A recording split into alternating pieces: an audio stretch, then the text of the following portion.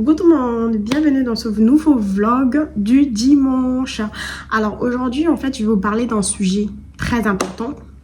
Quand tu viens en France pour tes études, tu as un titre de séjour, en fait tu as un visa qui t'est donné. Quand tu viens sur le territoire, tu as un visa étudiant.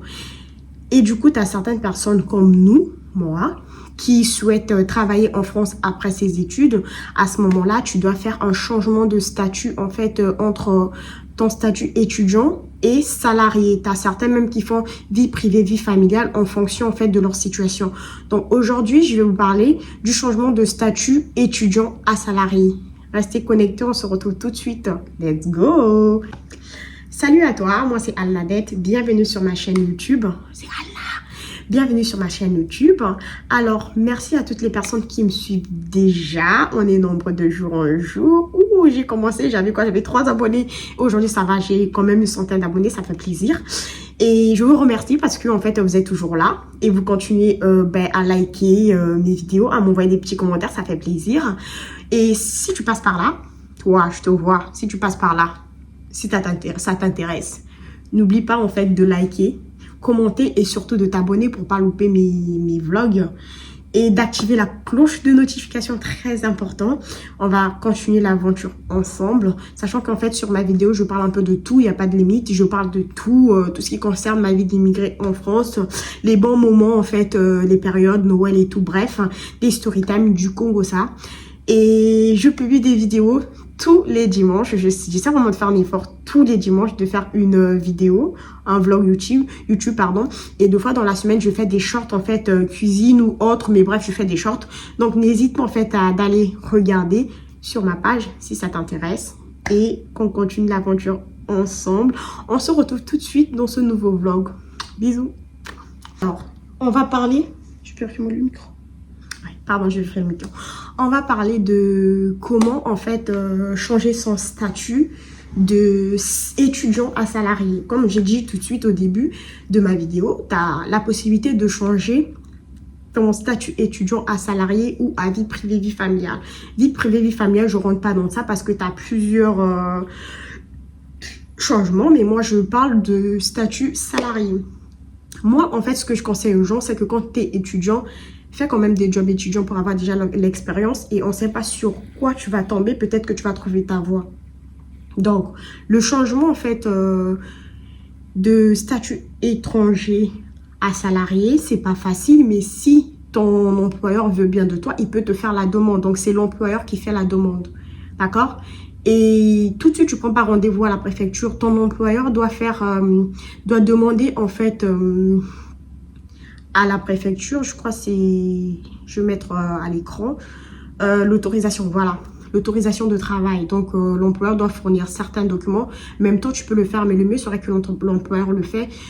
Demande à la préfecture l'autorisation de travail pour te permettre à toi de faire tes démarches à la préfecture. Ça dépend, ça peut durer, l'autorisation de travail peut prendre du temps ou pas.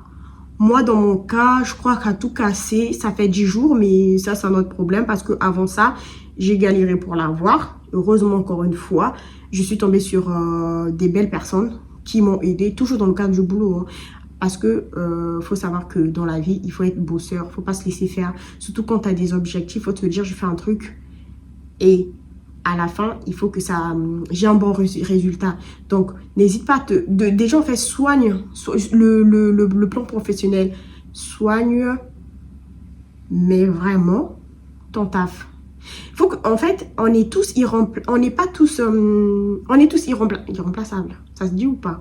Enfin, on peut tous être remplacés dans les boîtes. Dans certains, on est juste des numéros. Mais il faut savoir se montrer indispensable. Tu donnes tout en fait. Faut pas donner des raisons à ton employeur pour te licencier. Faut lui donner les raisons pour te garder parce que tu fais un boulot que les autres peuvent aussi faire. Mais il faut essayer de se démarquer. Donc, tu te donnes à fond. Déjà, en fait, en tout et pour tout, déjà, ta personne, avec les collègues et tout, c'est pas tes potes, ce sont tes collègues. Donc, tu soignes, en fait, déjà, ta façon d'être au boulot et tout ça aussi, c'est des aspects qui peuvent emmener ton employeur à te garder dans la boîte, te dire que je vais faire des efforts parce que l'autorisation de travail, c'est pas gratuit, hein. C'est pas gratuit. L'entreprise paye. Donc, c'est pas tout le monde qui accepte ça. En plus, avant, il disait, oui, il faut trouver un boulot dans le domaine de tes études. Oui et non, ça dépend. Franchement, oui et non, ça dépend. Il faut déjà justifier en fait que le boulot que tu fais, c'est ce que tu veux faire. Et tu as certains qui vont te dire, oui, il faut justifier d'un minimum par rapport au salaire. Oui, c'est vrai, c'est des critères qu'ils demandent, mais ça dépend. Franchement, ça dépend. Surtout, moi, je pense que le point le plus important, c'est, par exemple, quand tu trouves un boulot dans le domaine dans lequel, en fait, tu as fait tes études, surtout pour les gens qui sont en alternance, pardon. Essayez vraiment de garder de garder le taf.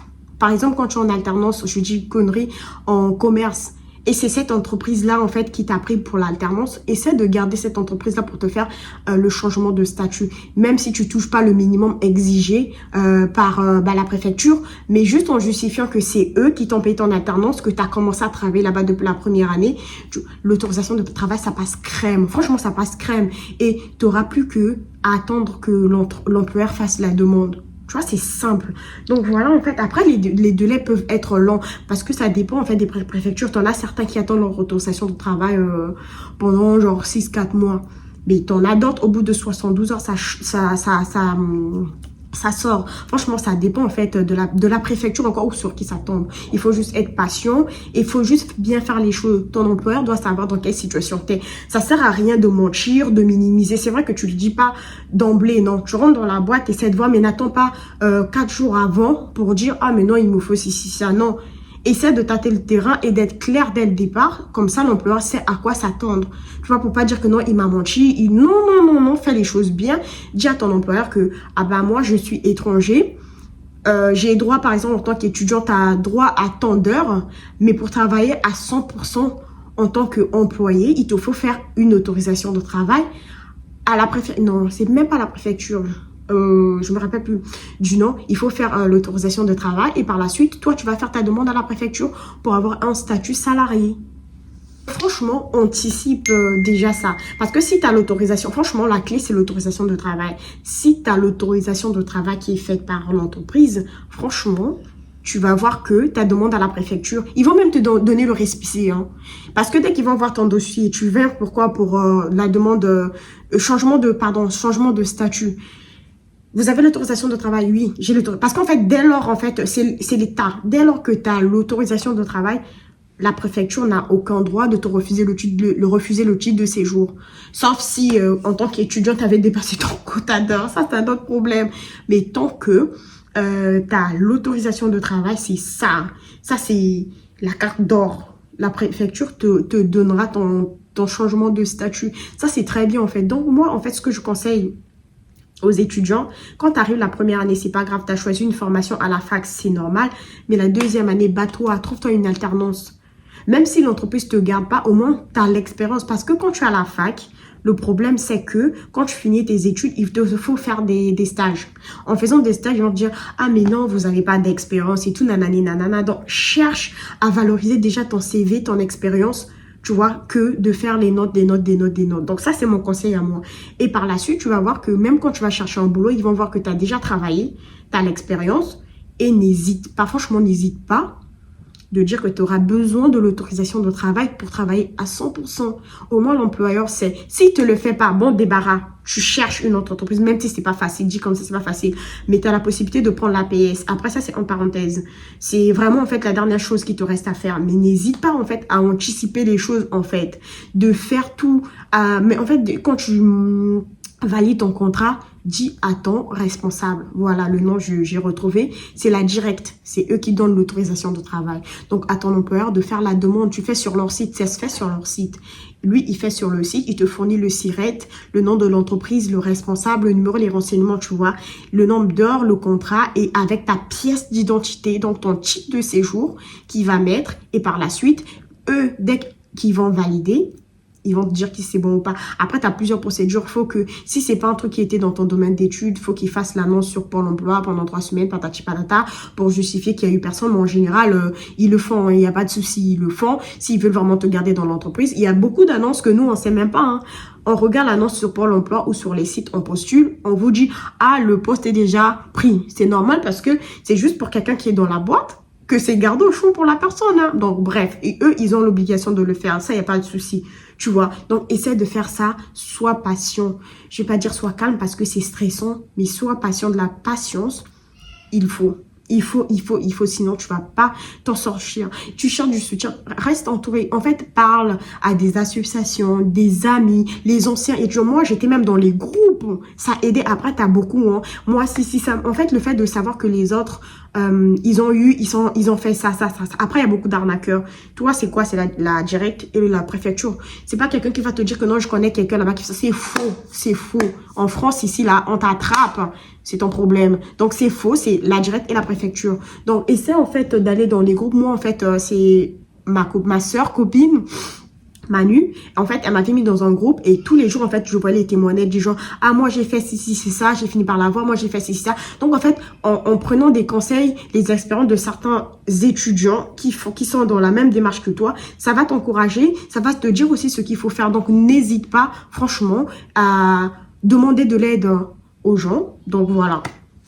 Donc voilà, on arrive à la fin de notre vlog. Donc je venais juste en fait à faire une, je vais pas dire en parenthèse, hein, parce que quand tu arrives en France, après tes études, tu as la demande du titre de séjour. Après la demande du titre de séjour, si tu veux rester travailler en France, ben, tu dois faire l'autorisation de travail pour continuer à travailler, rester en France, justifier le pourquoi du comment tu es toujours en France. Donc voilà pourquoi je tenais à aborder ce sujet-là. Si tu es dans cette situation-là, n'hésite pas à poser des questions en commentaire. Tu trouveras toujours les gens qui vont te répondre, mais moi aussi de mon côté, je vais te répondre parce que je regardais sur des groupes Facebook. Franchement, des groupes, tu trouveras sur Facebook aussi. Ou par rapport à mon expérience, je pourrais te dire en fait ce qu'il faut faire ou éventuellement t'aider. Donc, merci à toi d'avoir regardé mon vlog jusqu'à la fin. Ça me fait plaisir. N'hésite pas. Et un petit j'aime quand même, toi aussi. À liker, commenter. J'aime bien voir en fait les commentaires des gens, tu vois. Mais n'hésite pas à commenter. Et si tu t'es pas encore abonné, t'attends quoi, s'il te plaît? Essaie de t'abonner. Pas essaie, abonne-toi. Et active la cloche de notification. On se retrouve le dimanche prochain pour un autre vlog. Allez, je te fais des gros bisous et bon dimanche. Bye! Oh.